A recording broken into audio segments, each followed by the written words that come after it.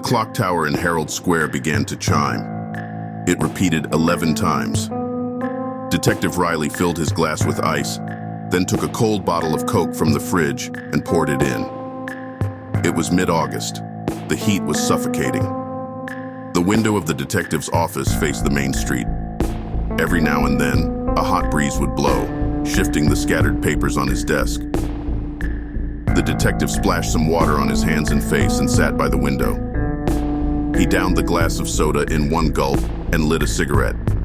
From behind the curtain, his gaze fell on the phone booth across the street. A tall, imposing man with a fedora and a long black cloak stood next to the booth.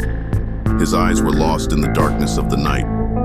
The detective took a few steps back and turned off the room's light to stay unnoticed. He pulled the curtain aside again. The man was still standing there, seemingly staring straight at the detective's office. A few moments passed. The detective grabbed his coat and his handgun and left the room. He ran down the building's stairs 2 at a time and murmured under his breath, "I'm sure it's him." He quickly opened the entrance door and stepped onto the sidewalk. There was no one there but himself. He clenched his fists and took long strides toward the booth. Damn it, he escaped again. He searched the upper street and the surrounding area, but there was no trace of the suspicious man. He sat on the curb by the street and lit a cigarette. He fell into deep thought. Finding the mysterious killer in the case he was working on had consumed all his focus. Who is this man? This shadow that's following me? Is he the one I'm after? The one who's been playing with me? He appears like a wandering ghost and vanishes in the blink of an eye. I'm sure, even if he's not the killer himself, he's connected to this case. He was deep in conversation with himself when the sound of a car braking in front of him broke his train of thought. He looked up and saw his assistant, Morris, stepping out of the car. "Detective, it's a beautiful night for solitude, but we need to go." "Is there news?" "Another murder." The crime scene was a cafe in the black neighborhood. The victim was a 26-year-old woman with long black hair, dark skin, and an average height. Detective Riley and Morris passed through the crowd gathered at the back entrance of the cafe. The bartender, a man around 40, was talking to the special agent. He was anxious and flustered, staring at a point in the distance as he spoke in broken sentences. Riley asked his assistant, "Who is that man?" Morris replied, "He's the victim's colleague and the one who reported it to the police." The detective stood over the corpse. The forensic team had found several strands of hair while searching for clues. The detective examined the body. The special agent gave him a full report on the exact location and the method of the victim's death. In response, the detective said, "Just like the other victims. An attack from behind, knife wounds to the neck, and the throat being slashed." "What about the hair?" Before the detective could finish his question, the agent replied, "It wasn't hair but small fibers like clothing fibers. They seemed to be from the killer's clothing." The next morning, the investigation team's report was on the detective's desk. Riley immediately glanced at it. There was no mention of any struggle or assault. Maurice handed the coffee cup to the detective and asked, "What do you think?" Riley said, "I think something strange." Maurice raised an eyebrow. "What?" Riley kept his gaze on the report. "The victim," Maurice asked with surprise. "What do you mean?" Riley continued, "A black victim. Out of the last 10 cases, this is the first black victim. Don't you think that's odd?" Maurice shrugged and said, "I don't know. Maybe before this, the killer didn't have access to black women. He chooses his victims from women, and it probably doesn't matter to him what race or color they are." Riley looked at Maurice as he blew on his coffee. The phone rang. Riley picked up and said, "Hello?" A voice on the other end said, "Hello, detective, it's Dr. Anthony. I need to see you as soon as possible." Riley quickly responded, "Of course, doctor, I'm on my way right now." The detective and the doctor held a brief meeting in his office about a recently discovered clue. The topic of discussion was the fibers found on the victim's clothing the previous night. The detective asked, "You probably read about the clothing fibers in the report I sent you, right?" The doctor replied, "Yes, detective. Did you come across anything new?" The doctor took his glasses from his desk drawer and, with a surprised expression, said, "An astonishing discovery." Riley stared intently at the doctor. Dr. Anthony opened the drawer again and took out a white cloth. He placed it on the table and unfolded it. Inside, it was filled with small cut pieces of a black coat. The doctor held the cloth out to Detective Riley and said, "We found this cloth in the victim's bag this morning. It was hidden in the lining of the bag." The detective picked up the cloth and examined it closely. Square-shaped pieces cut evenly. He asked, "Has it been tested?" The doctor said, "Yes."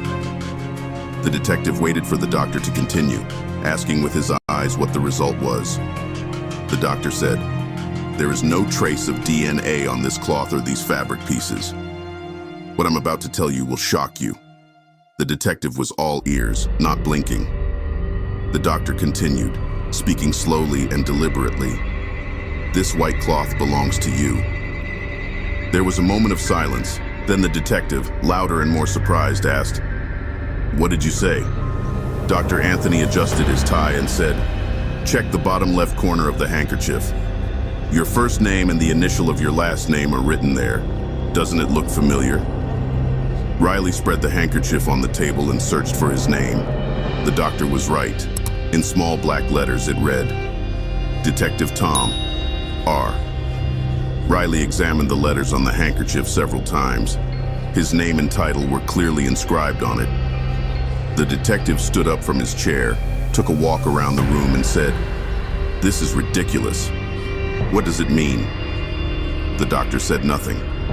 The detective clenched his jaw and paced back and forth in the room. Then he stood in front of the doctor, placing his hands on the chair and said, "This handkerchief isn't mine. That's impossible." The doctor broke his silence and said, "As I mentioned, we didn't find any DNA on the handkerchief. Look, detective, if you want my opinion, I'd say the killer's goal is to draw your attention to this case." Riley's surprise deepened. "What do you mean?" he asked. The doctor continued, "It's pretty clear. You've mentioned seeing a man around who follows you like a shadow. I'm certain that man is your suspect, and with this move, he wants to play with you. This handkerchief, with your name and title on it, proves my point." Riley thought about the doctor's words. They seemed logical.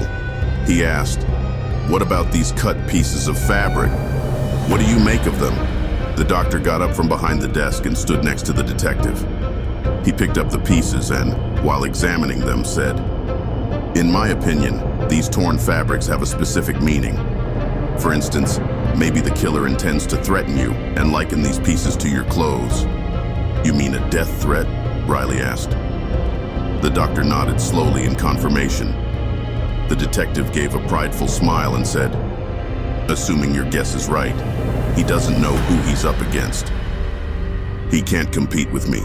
I'll catch him eventually, doctor." The detective put the handkerchief and fabric pieces in his pocket and left the doctor's office.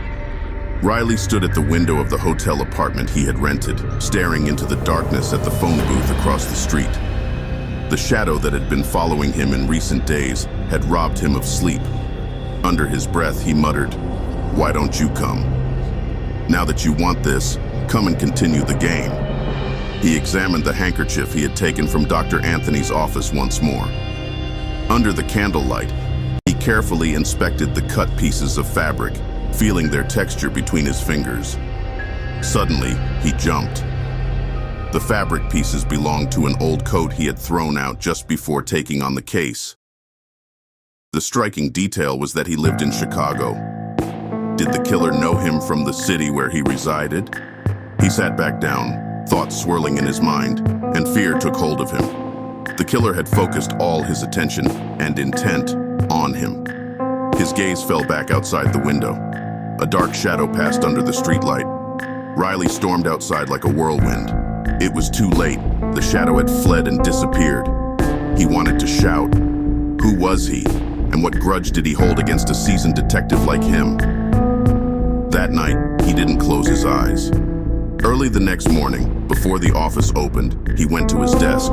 He sat down, opened the case file, and re-examined each piece of evidence. Suddenly, a spark lit up in his mind. In 1927, he worked on a fraud case involving a professional corruption ring, where all suspects, except one, were either arrested or killed. The only one who remained at large was a Mexican man named Miguel Mendoza. In 1929, the police discovered the burned body of a man who bore a resemblance to him, but it was determined that the body did not belong to Mendoza. Throughout the time Riley worked on the case, he received threatening messages from an unknown individual. These threats continued until a few months ago, when the current serial killings began. The detective picked up the phone and called several people, including the investigator and judge from Mendoza's corruption case. However, no new or useful information was obtained. He put down the phone and felt something or someone pass in front of his eyes. He looked at the door. Quietly and without a sound, he picked up his gun and took small steps toward the door. The air was clear, but the hallway of the office had fallen into darkness. He stepped out of the room and approached the stairs. He saw the same shadow again, rapidly descending. Riley shouted, "Stop!"